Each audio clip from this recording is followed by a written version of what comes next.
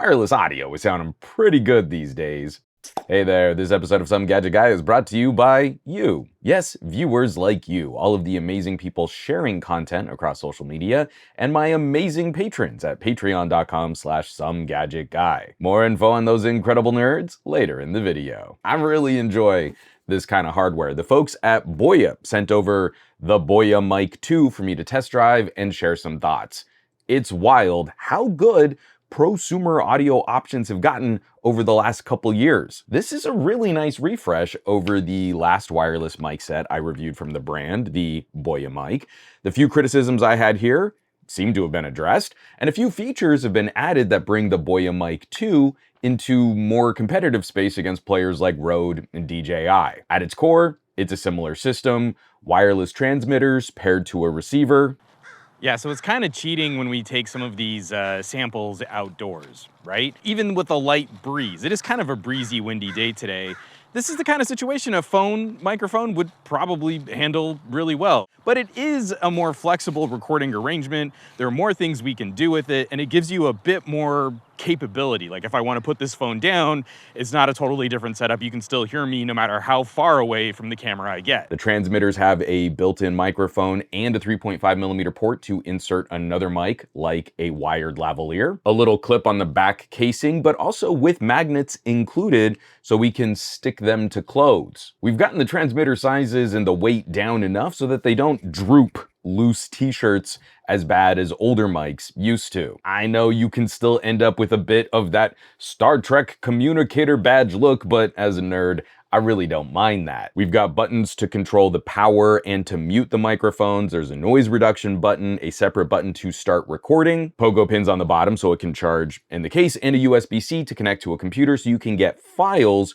recorded on the transmitter. And the receiver is the big upgrade over the last Boyamic. It's connected to my camera right now. Now we get a full color display with a touchscreen and a cute little jog dial. Rich controls on the receiver. I really like that you can see things like remaining storage on the transmitters, your EQ settings. The person recording audio can quickly adjust levels, toggle noise reduction, and activate recording, or they can also correct those settings if the person wearing the mic accidentally taps buttons that they shouldn't be touching. This is the winning setup right now. You offer a USB on a connector so that the receiver can hook up to a phone or a tablet or a computer and face the person monitoring the recordings. When I'm shooting my own vloggy stuff, I can turn that around so it faces me, kind of pointing out the back of the phone alongside the cameras. And critically important, it's kind of silly to bring this up, but we do need both a line out port and a headphone port. I have this hooked up to my mirrorless over a 3.5mm cable, and if I wanted to, I could also plug in headphones so I could monitor what was being transmitted. We needed that little bit of seasoning time. Coming from my Rode Wireless Go 2,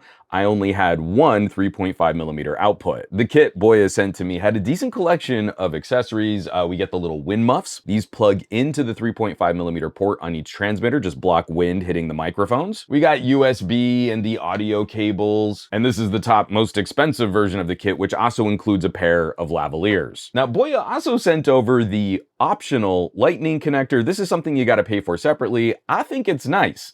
It's nice that we're finally moving away from the lightning connector. Just know these are really not going to come in the box anymore when you buy new microphones and accessories. The mics and the receiver and the USB arm that connects to the receiver all fit in this handy little case that has a battery backup to charge the Trio when not in use. And the case itself is a little smaller than the original Boyamic case, though I still wish we could find a little more room in the lid. Maybe make this just a little bit taller so that we can include the accessories, or at least be able to close this with the wind muffs still attached. We got all those fun technical specifications. I love that Boya advertises range in feet. 984 feet.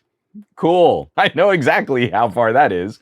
With a clear line of sight, we should be good for up to 300 meters. Just doing a little line of sight test as far away as I can get, and I feel safe sort of leaving my phone. I mean, this is like almost a football field away.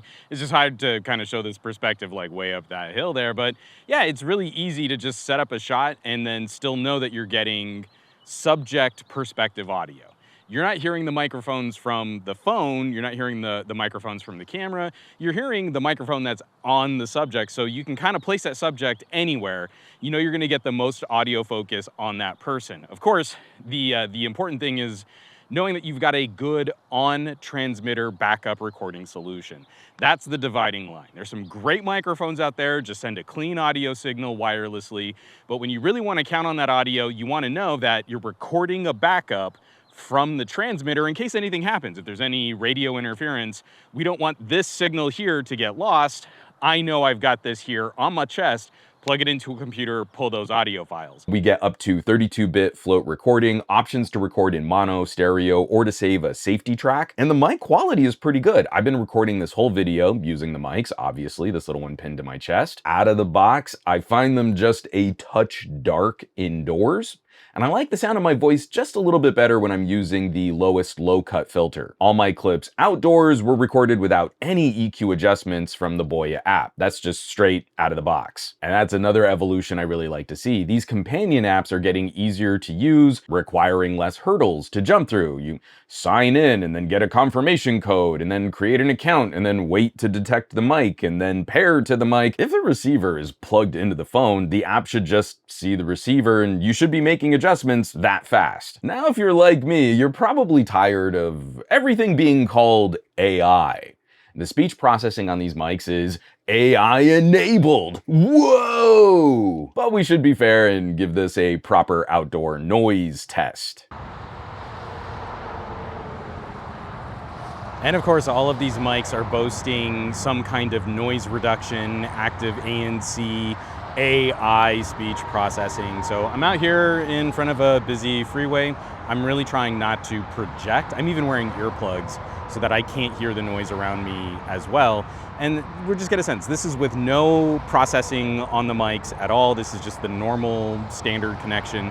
I'm gonna reset and then we're gonna turn on the ANC, the AI speech processing noise cancellation. We'll see if it makes a pleasant difference. We don't want this to be too crunchy and artifacty.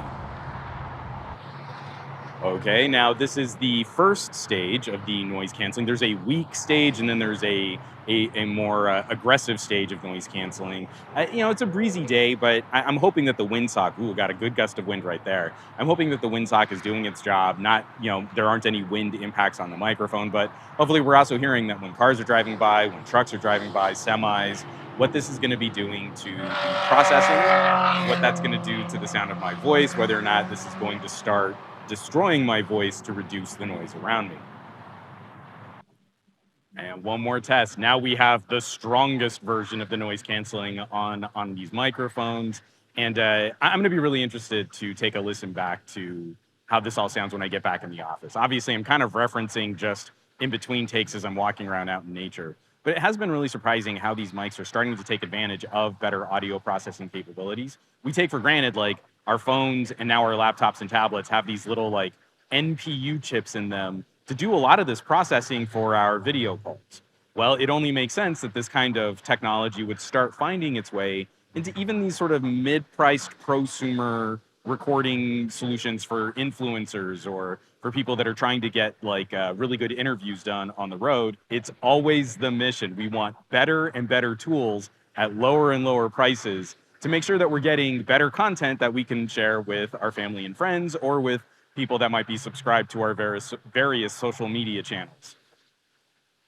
I'm being cheeky about the AI stuff, but these speech processing algorithms are getting better at isolating the human voice and cutting around it. We're just catching little artifacty elements as trucks drive by that, honestly, that stuff would probably be pretty easy to hide if I were putting like a music bed on my video. I still have a couple concerns, using this whole setup.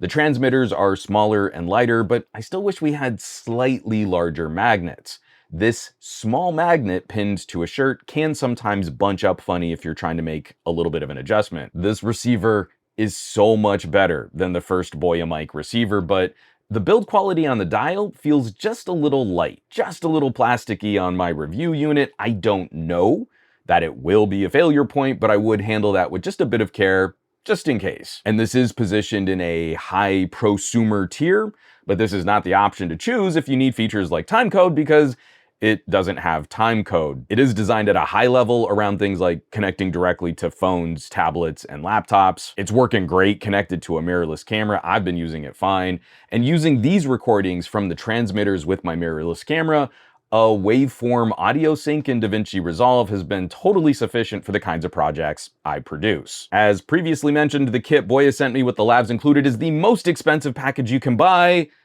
at $200. If you skip the labs and just go with the mics and the receiver and the case, that drops the price down to $180, and there is a single mic option starting at $99. I think there are good reasons to spend more if you want to look at a RODE or a DJI for some of those specific features offered from those manufacturers, but Boya is delivering the core prosumer wireless audio experience, undercutting the price of a Wireless Go 3 by a respectable margin. And don't get me wrong, I get it. In tech review land, we kind of zero in on one or maybe two popular options for any one category of product. If you're a RODE fan, I want you to like your RODE mics. If you're a DJI fan, I want you to keep using your DJI mics. But I think it would be foolish not to pay attention to some of these other contributing players in the space that are making some really impressive products and also putting pressure on companies like RODE and DJI so that we have good price competition, we have good feature competition, and really, I just don't want us to lose sight of the fact that it wasn't that long ago a wireless audio system in that prosumer space would have been significantly more expensive than what you can grab from a company like Boya, and the results would have been utterly mediocre. But, you know, it was convenient because it was wireless. I hope that we keep that sort of historical sense on the accessories and the products that we get to play with now, because it's never been easier to pick up a phone, pick up a camera, clip on a mic, and just go out and make something. That said, these are not cheap, casual purchases, but I think this idea has evolved to a point where a broader range of consumers should check this kind of gear out. If I'm on a video call and I don't want to be tethered to my desk, I clip a mic to my shirt.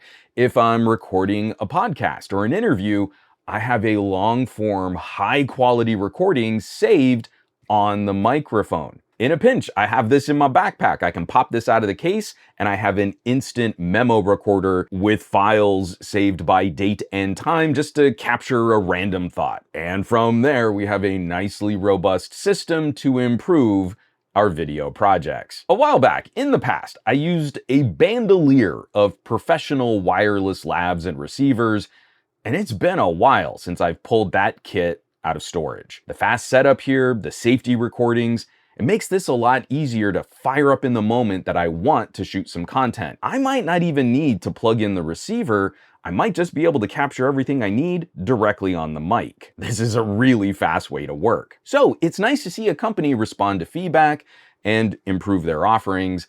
And the Boyamic 2 is a nice little upgrade. So I will, of course, drop some links down below where you can find more information on the Boyamic 2. Maybe shop one of these bad boys online. Checking out those links in video descriptions. Yeah, we're talking about some affiliate traffic there, and that can help support production on this channel while you get yourself some cool gear. Audio has always been my thing, my first love, my first passion. And the folks who get to see the results of my testing and reviews and comparisons first are, of course, my amazing patrons, all of the people at patreon.com/SomeGadgetGuy. This list of names scrolling by on your screen right now, a huge thank you from the bottom of my heart. These are the folks that are contributing and helping to support production. They're keeping the lights on here in the Gadget Lab, and none of this would be possible without their generosity. We have some fun digging into some conversations, and they do help guide some of the content that we produce on this channel. So I hope you'll check them out. I hope you'll consider joining the community at patreon.com/SomeGadgetGuy. Now, you know where you can find me around the rest of the internet at SomeGadgetGuy, basically everywhere, but these days, trying to spend a bit more time on the Mastodons, a little on the Blueskis, and a lot less so on the Facebooks, Threads, and the Instagrams. None at all on that dumpster fire site, and I will catch you all on the next review.